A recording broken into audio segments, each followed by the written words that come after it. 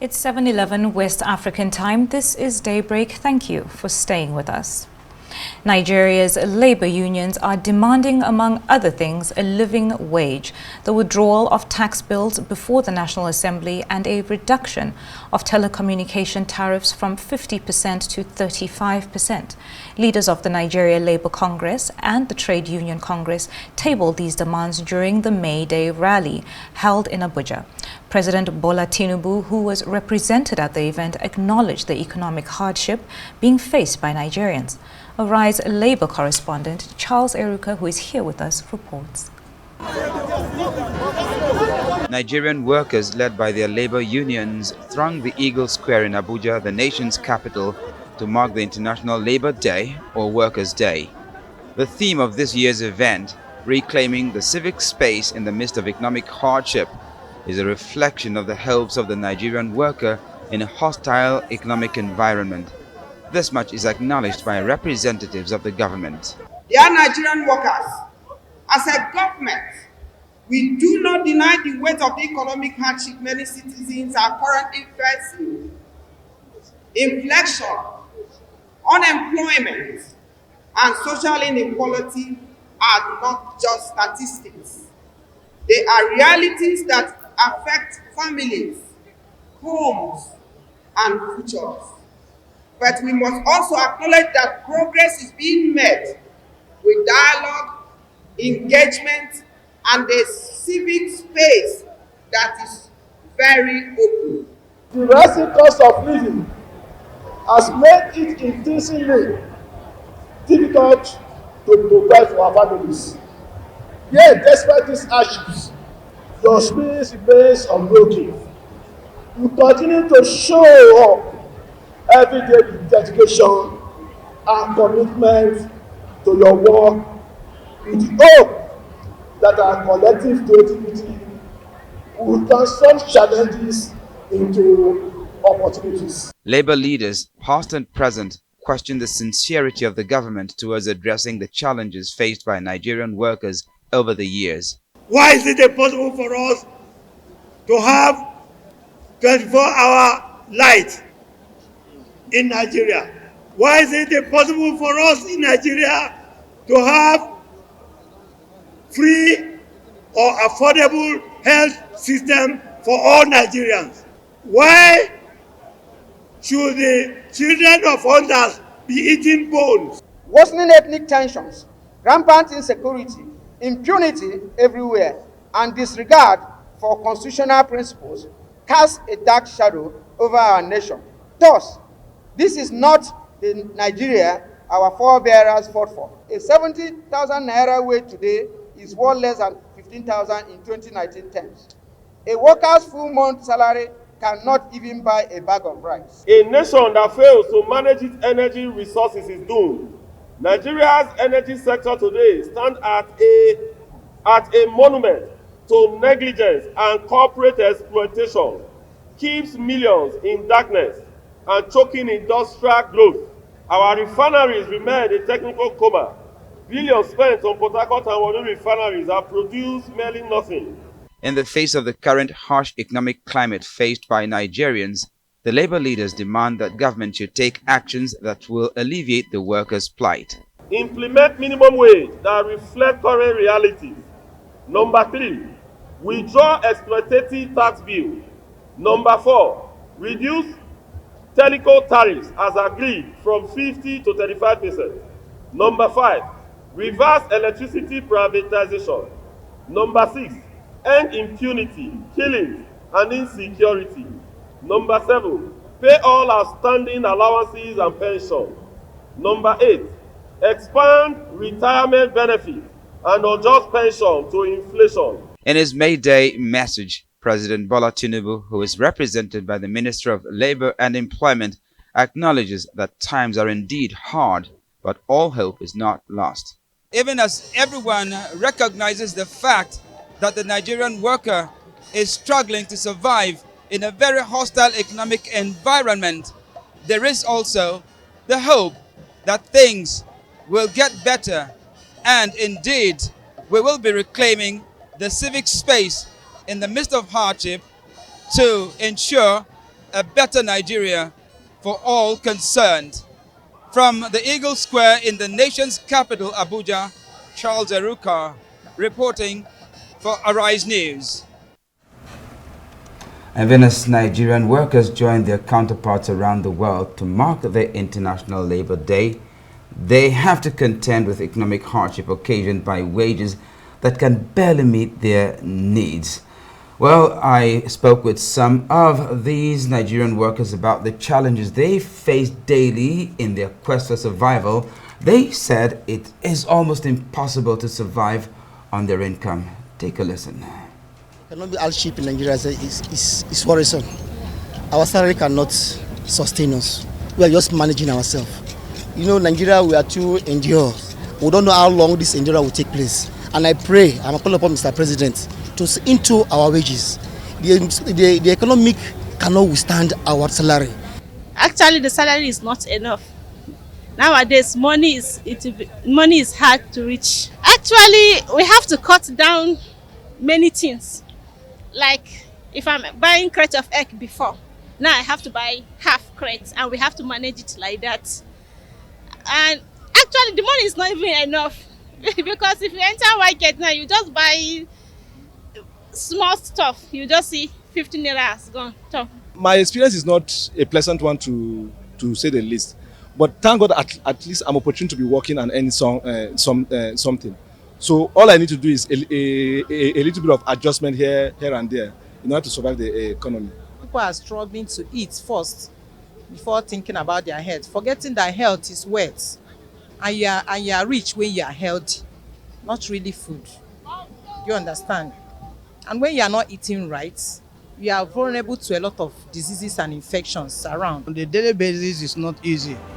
An average Nigerians will not lie to you. Unlike me here, at least we know how much we spend. Those that have family and everybody, we know what goes out of our pocket every day. So it's not easy for that. I wouldn't want to be specific to tell you, okay, this is how much I spend per day. You understand? But it's something that is, well, it's something unexpected. We can't even say that this is how it is. Insecurity affects everybody. Okay, so how does it affect you? Okay, like your way going to the office, you can be attacked. Like me, I was attacked 2 weeks ago by the mine underworld. So they stole my phone, but they didn't harm me. So insecurity is everywhere now. In Abuja, FCT, anywhere, everywhere. And for more on this, we have Grace EK with us in the studios. She is the chairman of the Nigerian Union of Journalists, the FCT chapter. Good morning and thanks for joining us on Daybreak. Now, your May Day message yesterday speaks not just to the issues affecting journalists. You have poor pay, job insecurity, economic hardship, but also to a deeper threat, I would say, which is reclaiming Nigeria's civic space. In Nigeria today, what does that look like for journalists, reclaiming that civic space? Thank you very much. Just like Charles earlier said, that times are actually hard. And despite the challenges and what we go through, we are ready and will continue to remain committed to reclaim the civic space, in the sense that we'll continue to speak truth to power. I also would first of all want to use this medium to celebrate the dignity of labor of Nigerian journalists and their invaluable contribution to the nation.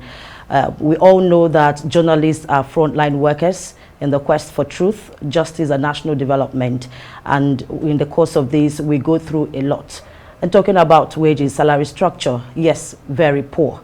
In the course of our conversation, we also find out that if you visit most media houses today, the salary structure is nothing to write home about. But there are a lot of challenges, economic challenges. You go to the markets today, cost of living is very high, transportation, accommodation. But despite all of these, we are committed to remain steadfast in giving out to the public, truth, honesty, and justice, to make sure that we report accurately. That is the essence of reclaiming the civic space. Despite the challenges we are going through, we are not deterred. We'll continue to carry out our duties effectively and efficiently. Well, you've talked about challenges journalists experience. Of course, journalists are experiencing basically the same challenges as other Nigerians. You know, the challenge of the daily grind of trying to eke out a living. But then there are also those challenges that are actually specific to journalists. So in your interactions with your constituency, what would you say these challenges are, the ones that are peculiar to members of this profession? We have the issue of intimidation, harassment, attacks, threat to life. For journalists particularly, it also hinders them from reporting effectively. And by the time you go through this, not just physically, online. So this intimidation, harassment, it's not, it does not go down well with us. Most times we go through a lot. And if what we see now is the use of the Cybercrime Act, particularly Section 24 and 27, subsection 1B, which cites more on intimidation and harassment. And by so doing, you're not free to want to report. By so doing, you do not want to give it out. In as much as you're out there to unravel truth, you want to unravel corruption in the system. But when you're doing this tax, you find out that they are coming up with a whole lot of stuff, state actors, security agencies. These are some of the intimidations, harassment we face. I recall my secretary, the Secretary of Council, Jide Oyekule, also faced something similar to that in the course of covering an event, and he was just picked and harassed. Why? For what for?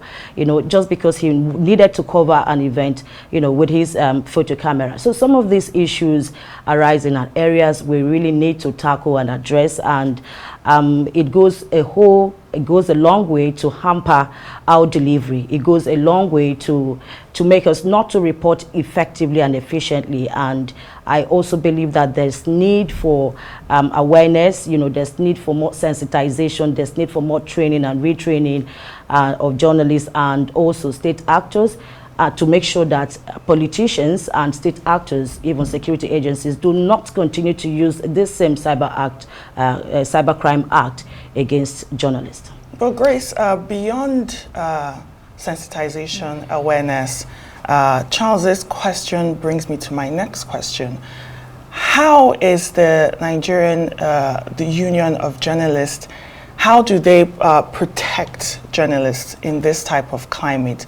Journalists that are facing hindrance in reporting, you say. How can the Union of Journalists protect their own and also hold the state accountable? We'll continue to champion for effective legislation to make sure that we protect journalists. We'll continue to champion to call on journalists who go through a whole lot of threats in the field to make sure that they reach out to the union. And even without reaching out to the union, we are doing our best to, when we get stories or issues, relating to harassment and intimidation, we also want to reach out to this set of individual or media houses to give us or tell us their own story, because we wouldn't want to be seen just doing alone as a union. Yes, protecting our members is priority, is top-notch.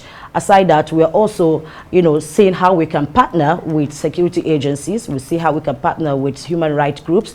We see how we can partner with media organizations to continue to stress the need for a free media space for journalists to operate. And when we see harassment like this, we experienced something like this in the in January, and a colleague of ours was harassed, and we took up that matter. Until those involved came out to apologize. Apology is not enough, but we made them understand that the union has zero tolerance to intimidation and harassment of journalists. So this is exactly what we'll continue to do. But above all, I believe that there's need for synergy, there's need for collaboration, there's need for partnership between security agencies, law enforcement agencies, and the Nigeria Union of Journalists, even state actors as well.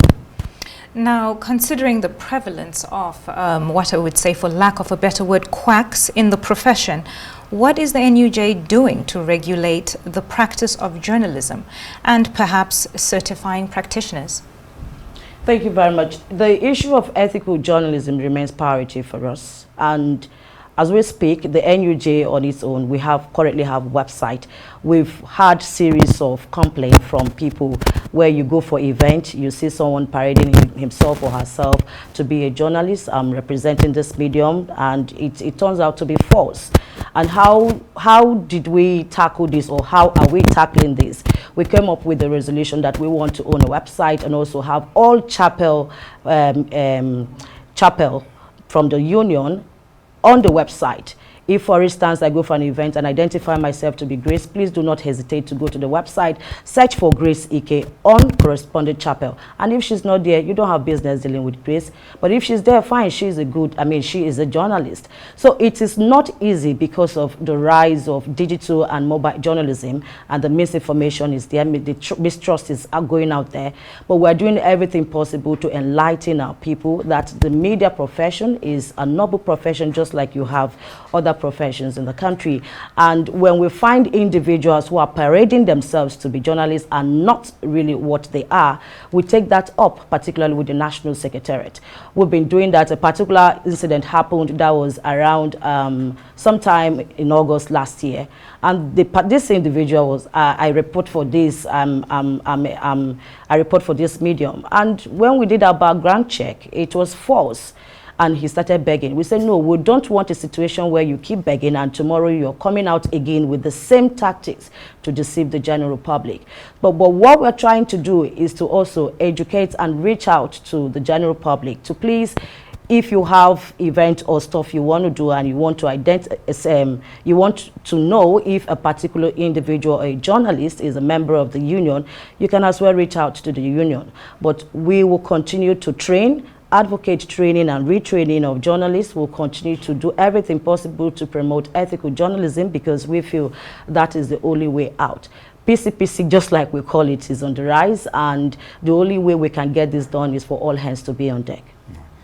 So with that, we'd like to say thank you so much, Grace Ike, the Chairman, Federal Capital Territory Chapter of the Nigerian Union of Journalists.